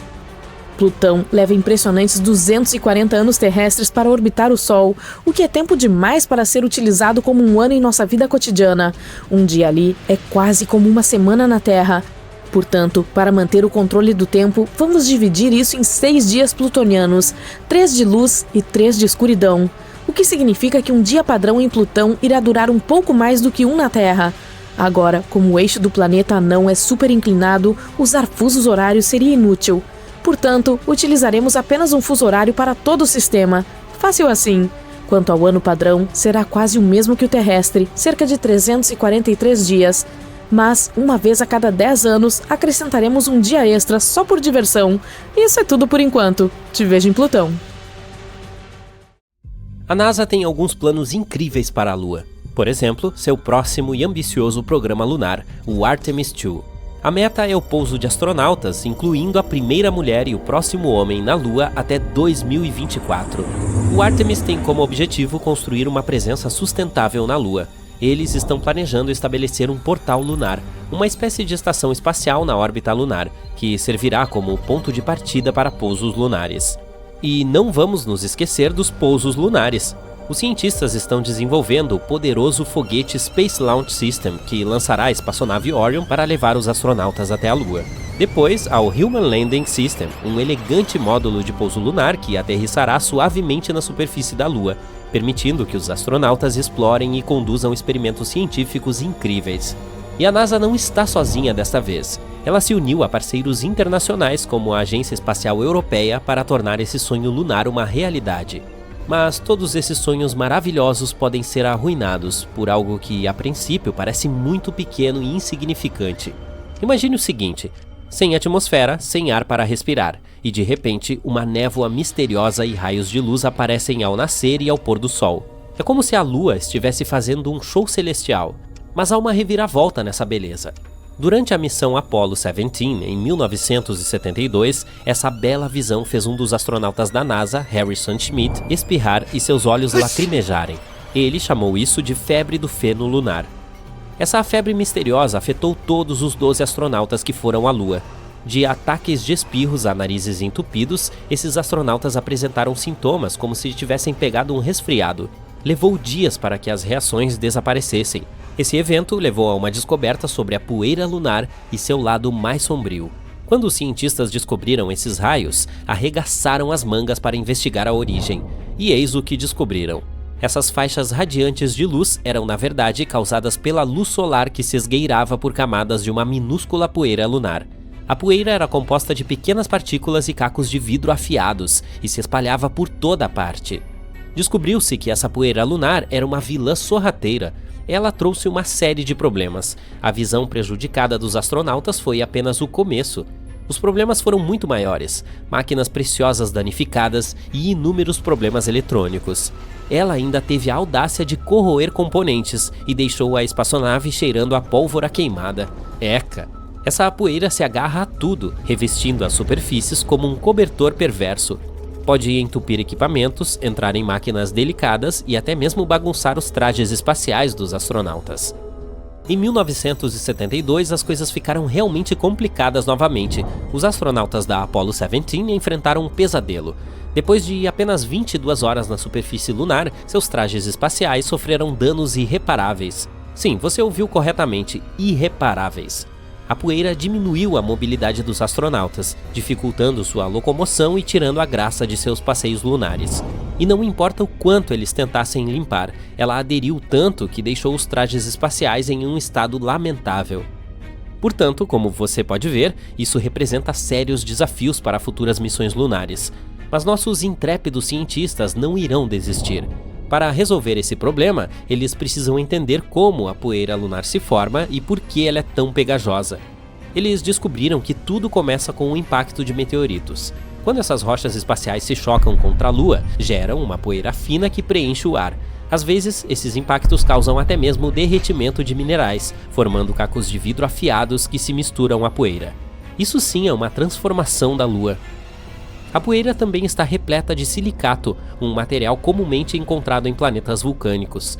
A inalação de silicato pode causar sérios problemas pulmonares aos mineiros da Terra. Então você pode imaginar o problema que isso pode causar na Lua. Um estudo recente descobriu que até mesmo uma colher de uma poeira semelhante se mostrou tóxica o suficiente para destruir até 90% de pulmões e células cerebrais expostas a ela. Mas a situação fica ainda pior. A baixa gravidade da Lua permite que essas minúsculas partículas flutuem por muito mais tempo, penetrando mais profundamente nos pulmões. Imagine respirar partículas 50 vezes menores que um fio de cabelo humano durante meses. É uma receita certa para problemas. E veja, na superfície da Lua, tudo é um pouco diferente daqui. Não há tempestades ou fortes rajadas de vento para soprar essa poeira para longe. Também não há atmosfera para proteger a superfície. Portanto, sem as forças naturais de erosão do vento e da água como temos na Terra, essas partículas secas permanecem persistentemente. E para tornar as coisas ainda mais eletrizantes, a Lua é constantemente bombardeada pela radiação do Sol. Essa exposição confere à poeira uma carga elétrica. Os ventos solares criam partículas carregadas positiva e negativamente. As partículas então zumbem, repelindo-se e originando aquelas faixas radiantes de luz que os astronautas da Apollo 8 testemunharam. É como uma festa de discoteca na Lua. A ESA, Agência Espacial Europeia, reuniu uma equipe de especialistas para estudar a poeira lunar. Eles estão trabalhando com uma simulação da poeira lunar extraída de uma região vulcânica na Alemanha para entender seu comportamento e seus efeitos. Os engenheiros também precisam encontrar uma maneira de proteger os futuros astronautas e equipamentos. Os engenheiros da NASA querem criar trajes espaciais que possam sobreviver não a uma, não a 10, mas a incríveis 100 atividades extraveiculares na superfície lunar. Isso é como passar 800 horas lá fora explorando e se divertindo muito. Além disso, a NASA iniciou o Breakthrough Innovative and Game Changing Idea Challenge em 2021. Ele foi aberto a estudantes universitários inteligentes de todo o mundo. Essas mentes jovens colocaram seus chapéus para pensar e desencadearam uma onda de soluções inovadoras. Por exemplo, eles propuseram o uso de fibras especiais que conduzem eletricidades, inspiradas no pelo fofo das chinchilas. Assim como as chinchilas ficam livres de poeira, essas fibras ajudariam a manter a poeira lunar afastada. Um amigo peludo dando uma mãozinha, não é adorável? Outra ideia brilhante envolveu uma escova com carga elétrica ativada por radiação UV. É como se fosse uma varinha mágica que elimina a poeira com um simples toque. Abracadabra, a poeira lunar foi embora. E não vamos nos esquecer do tecido inspirado em insetos inteligentes. Esses insetos têm estruturas coletoras de pólen que repelem a poeira indesejada. Então nossos engenhosos alunos pensaram, por que não imitar isso? Eles projetaram um tecido com propriedades semelhantes, criando um escudo contra as partículas lunares sorrateiras. O que é notável nessas ideias é que todas elas usam o poder da carga para combater a poeira. De forma inteligente, elas repelem a poeira dos trajes espaciais, mantendo-os limpos e protegidos. E embora todas essas ideias pareçam muito boas, os cientistas da NASA lançaram outra solução ainda melhor: nanotubos de carbono. Essa é uma ótima maneira de revolucionar o tecido dos trajes espaciais. O que torna esses nanotubos de carbono tão especiais? Bem, eles possuem alguns superpoderes incríveis. Em primeiro lugar, eles são supercondutores, o que significa que podem transportar eletricidade como ninguém. É como ter um raio preso em um tubo microscópico. Além disso, esses nanotubos de carbono são mais resistentes do que os meteoritos mais resistentes. Eles têm a força necessária para suportar um ambiente lunar rigoroso, onde até mesmo um grão de poeira pode causar problemas. Imagine ter um traje feito de um material mais resistente do que a capa do super-homem. Assim, os cientistas da NASA decidiram tecer esses extraordinários nanotubos de carbono no tecido do traje espacial. Os eletrodos foram cuidadosamente integrados à camada externa do tecido, tornando-a uma força a ser reconhecida. Mas como se elimina a poeira lunar? Bem, aqui está a ciência eletrizante novamente.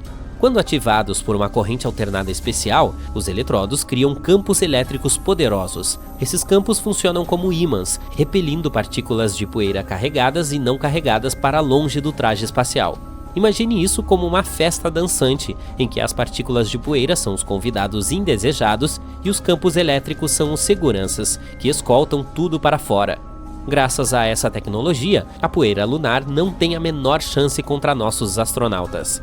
Além disso, pelo lado positivo, o solo lunar pode ser usado para fazer tijolos para abrigos. Ele também pode ajudar a extrair oxigênio para os astronautas sobreviverem na Lua por longos períodos de tempo. Quando a vida lhe dá limões, faça uma limonada, certo? Então vamos torcer pela nossa equipe dos sonhos da NASA enquanto eles embarcam nessa épica missão lunar. Esperemos que eles tenham sucesso em suas descobertas e que a próxima missão à Lua não seja um grande problema. Fique ligado! Finalmente as merecidas férias. Desta vez você vai conhecer algo novo, um oceano em uma das luas de Urano. Tudo bem, estou brincando. Esse destino ainda não é um local de férias, mas sim, há definitivamente alguns oceanos impressionantes por aí. Ei, não diga que você achava que os oceanos só podem ser encontrados na Terra.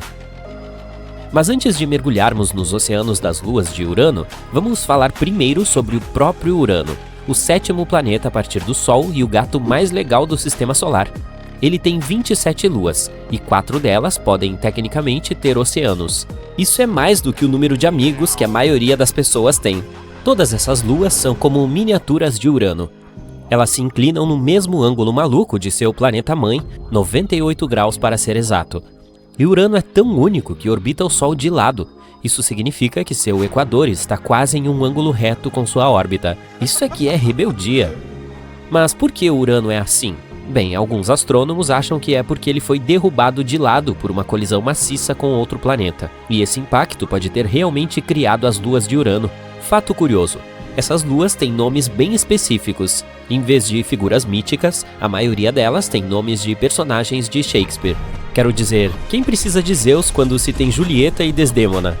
Descobrir essas luas não é fácil.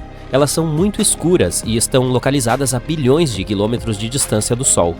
É como tentar encontrar uma agulha em um palheiro, só que a agulha é menor do que o seu dedo mindinho. Esses 27 satélites são divididos em 3 grupos, 13 luas internas, 5 luas principais e 9 luas irregulares. As irregulares são rebeldes com órbitas retrógradas, enquanto as outras são prógradas e seguem o fluxo de Urano.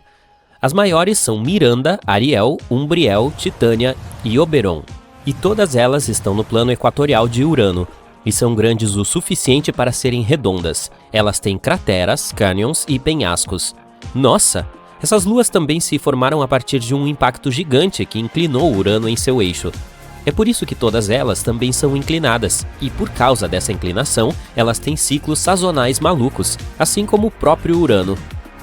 Mas ainda não encontramos todas as luas de Urano. As pequenas e irregulares são sorrateiras e difíceis de detectar. Portanto, quem sabe quantas mais podem existir. Mas vamos falar sobre o que é realmente legal. Do que essas luas são feitas. Não temos certeza absoluta, mas achamos que elas são feitas de rocha e gelo. Miranda é a mais gelada, enquanto as luas internas provavelmente são apenas poeira. E as que estão além da órbita de Oberon? Provavelmente são asteroides capturados que podem ser rochosos ou gelados, ou sabe-se lá o quê. Mas aqui está o que realmente diferencia as luas de Urano. Todas elas estão inclinadas junto com Urano. Isso é incrível! A exploração dessas luas pode nos ensinar muito sobre como os mundos oceânicos se formam e se mantêm ativos. Titânia é a maior lua de Urano, mas ainda tem menos da metade do tamanho da lua da Terra, com um diâmetro de cerca de 1.600 km. É também a 8ª lua mais pesada de todo o Sistema Solar. Ela recebeu o nome da Rainha das Fadas em Sonho de uma Noite de Verão. A cor de Titânia é cinza, e ela tem algumas manchas brilhantes que os cientistas acreditam ser geada. Ela é composta por uma mistura de gelo e rocha, assim como todas as outras luas próximas a Urano. Oberon é a 2ª maior lua de Urano e recebeu o nome do rei dos elfos da peça de Shakespeare. Ela tem quase o mesmo tamanho de Titânia e também tem uma composição metade gelo, metade rocha. Mas a superfície de Oberon é muito mais cheia de crateras do que as outras luas de Urano. Umbriel e Ariel são a terceira e a quarta maiores luas de Urano, com diâmetros de 1.170 e 1.158 quilômetros, respectivamente. Umbriel recebeu o nome de um espírito ruim em um poema antigo e é a mais escura de todas as grandes luas de Urano. Ela reflete apenas 16% da luz que a atinge. Os cientistas não sabem por que ela é tão escura, mas acham que um anel brilhante ao redor de uma cratera pode ser causado por depósitos de gelo. Ariel é a mais brilhante de todas as grandes luas de Urano e reflete mais de 1/3 da luz que a atinge. Seu nome vem de personagens do poema de Pope e da peça de Shakespeare. Ariel parece ser a lua mais jovem porque tem apenas algumas pequenas crateras de colisões recentes. Miranda é a menor de todas essas grandes luas, com um diâmetro de cerca de 470 quilômetros. A NASA diz que ela parece ter sido feita de partes de diferentes corpos, como um Frankenstein. Miranda tem 3 grandes características chamadas coronas, que são exclusivas dela. Elas têm crateras leves com cristais e vales, e são separadas das partes mais antigas, e com crateras mais pesadas por limites nítidos. Miranda também tem canyons gigantes que são até 12 vezes mais profundos do que o Grand Canyon. Os cientistas não sabem por que Miranda tem características tão diferentes, mas uma teoria é que ela foi esmagada por uma enorme colisão e depois remontada de forma totalmente irregular. Todas essas grandes luas uranianas estão sempre voltadas para Urano, assim como a lua da Terra. Urano tem algumas características muito legais, mas o sistema de anéis é o que mais chama atenção. E veja só, as luas do gigante de gelo, na verdade, têm uma mãozinha na formação desses anéis. Urano tem 13 luas internas e 13 anéis fracos, e todos eles estão conectados como uma grande família cósmica. Cordélia e Ofélia são como as guardiãs do anel mais externo, Epsilon. Essas duas luas pastoras mantêm todas as partículas juntas, sendo Cordélia a mais próxima da superfície de Urano. Mas aqui está o ponto alto. Há pelo menos 8 outros pequenos satélites nessa área, o que torna as coisas superlotadas. A NASA ainda está tentando descobrir como eles não se chocam uns com os outros. As luas internas são metade gelo e metade rocha, mas não sabemos muito sobre as externas. A NASA acha que elas podem ser apenas asteroides que ficaram presos na atração gravitacional de Urano. De qualquer forma, Urano e seu esquadrão de luas são definitivamente de outro mundo. Aparentemente, as luas de Urano podem ter oceanos salgados escondidos sob suas superfícies congeladas. E as mais distantes de Urano, Titânia e Oberon, podem ter oceanos com 50 km de profundidade. Isso é mais profundo do que a Fossa das Marianas. Mas até mesmo Ariel e Umbriel podem ter oceanos com cerca de 30 km de profundidade.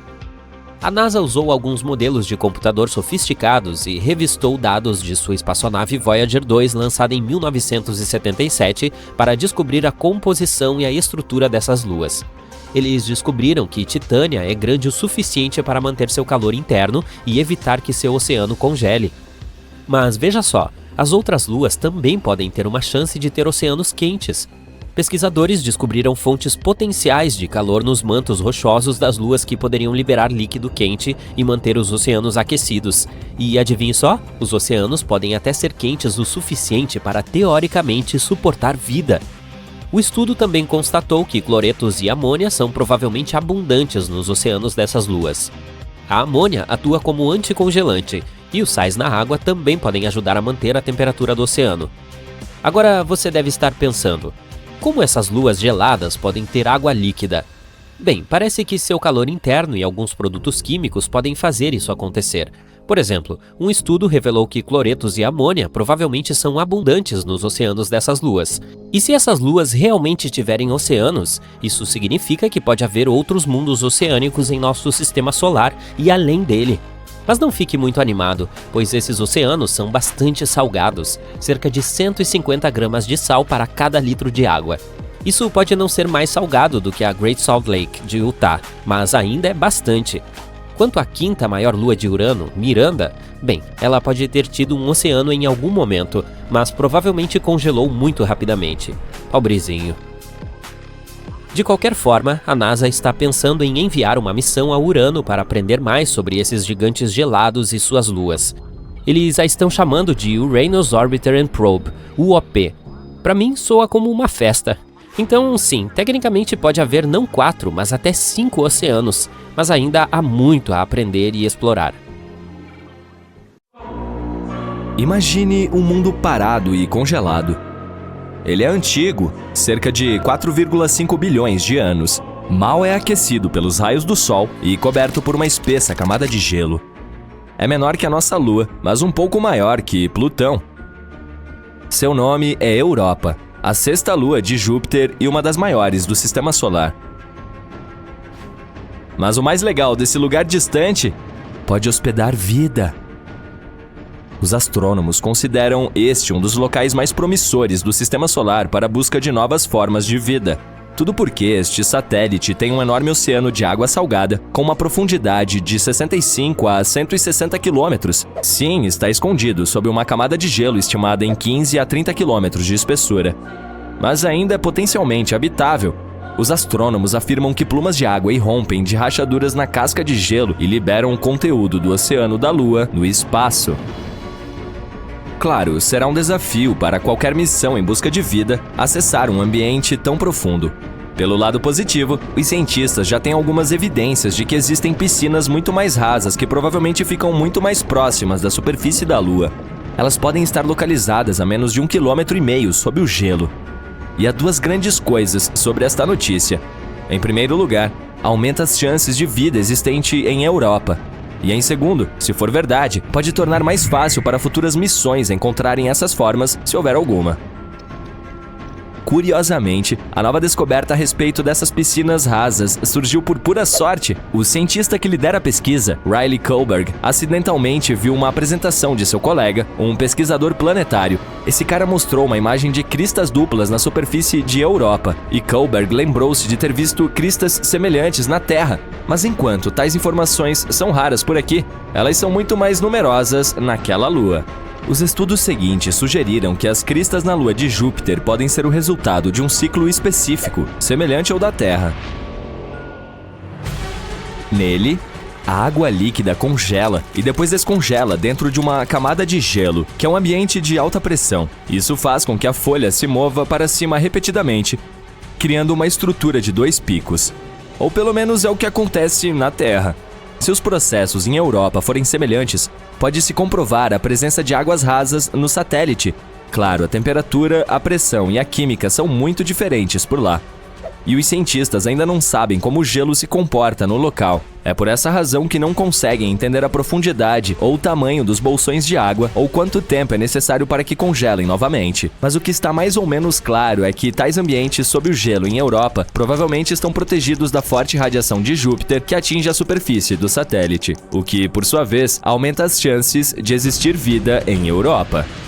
Agora, podemos voltar ao fato de que o oceano ali parece ser salgado. Listras vermelhas na superfície do satélite podem ter essa cor devido ao seu conteúdo químico. Elas provavelmente são uma mistura congelada de água e sais. Isso é bastante incomum porque tal composição não corresponde a nenhuma substância conhecida aqui na Terra. Quanto às manchas amarelas na superfície de Europa, podem ser causadas pela presença de cloreto de sódio. Você conhece essa substância como o bom e velho sal de mesa. Os cientistas tentaram recriar as condições em um laboratório e descobriram que combinando água, sal de mesa, temperaturas congelantes e alta pressão, poderiam obter um novo tipo de cristal sólido.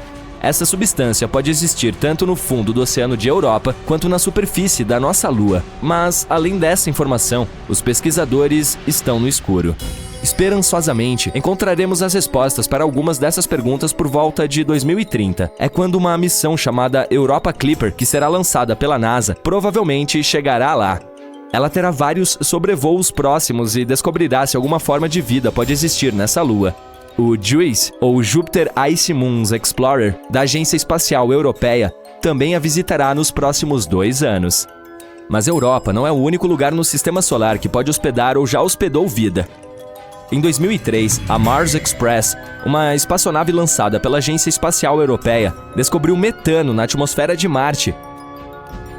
Em nosso planeta, a maior parte desse gás na atmosfera é produzida por seres vivos, por exemplo, pela digestão do gado. No entanto, os cientistas acreditam que ele permaneceu estável na atmosfera marciana por cerca de 300 anos. E então, em 2006, desapareceu quase totalmente do planeta vermelho. E aconteceu 600 vezes mais rápido do que nos modelos dos pesquisadores. A pergunta: o que ou quem gerou o gás e para onde ele foi? Outro mistério são os micróbios que podem estar dormindo sob a superfície do planeta. Lá, eles podem ter sido protegidos da forte radiação vinda do espaço por milhões de anos. Os cientistas simularam as condições de Marte em um laboratório para verificar se isso poderia ser verdade, e ficaram surpresos ao descobrir que as bactérias seriam capazes de sobreviver facilmente em tais condições por 280 milhões de anos. O que significa que, se existisse vida por lá, poderíamos encontrar evidências no subsolo do planeta perfurando o solo. No momento, não há água corrente em Marte e as células ou esporos simplesmente secariam. Além disso, a temperatura da superfície é semelhante à do gelo seco. Em outras palavras, ela está profundamente congelada. E ainda assim, pode haver 6 tipos de bactérias e fungos vivendo no subsolo do planeta vermelho. O mais provável é apelidado de Conan, a bactéria, devido à sua natureza resistente. Bem, acho que o tempo vai mostrar. Agora vamos para Vênus. Em 2020, cientistas anunciaram que em sua atmosfera tóxica havia algo que poderia significar a existência de vida. Infelizmente, não havia nenhuma evidência, pois não era possível coletar amostras de micróbios ou tirar fotos da vida extraterrestre. Mas eles apontaram a descoberta de uma substância química chamada fosfina por lá, e isso era um grande problema. Se não fosse alguma química previamente desconhecida que estava produzindo esse gás, então poderia haver algum tipo de vida microbiana envolvida no processo.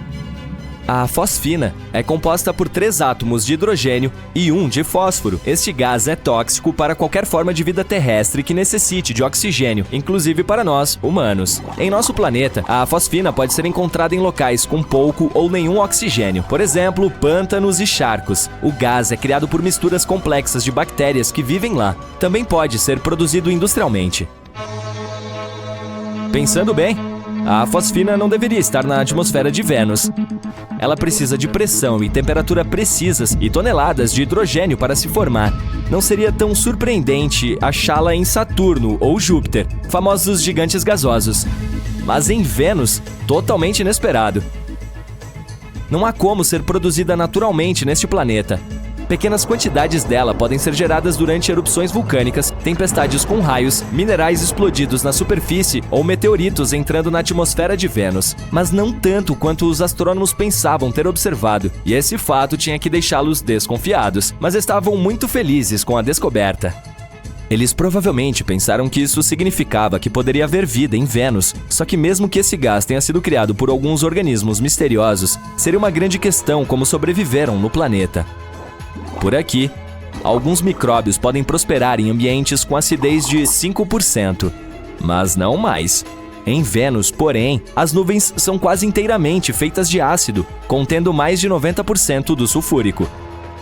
A atmosfera venusiana também é 50 vezes mais seca do que o lugar mais seco da Terra. E, de fato, em 2022, graças a telescópios melhores e de maior resolução, concluiu-se que não havia fosfina por lá. Ou mesmo se houvesse, era uma quantia muito pequena. Até agora, precisamos procurar sinais de vida mais longe daqui.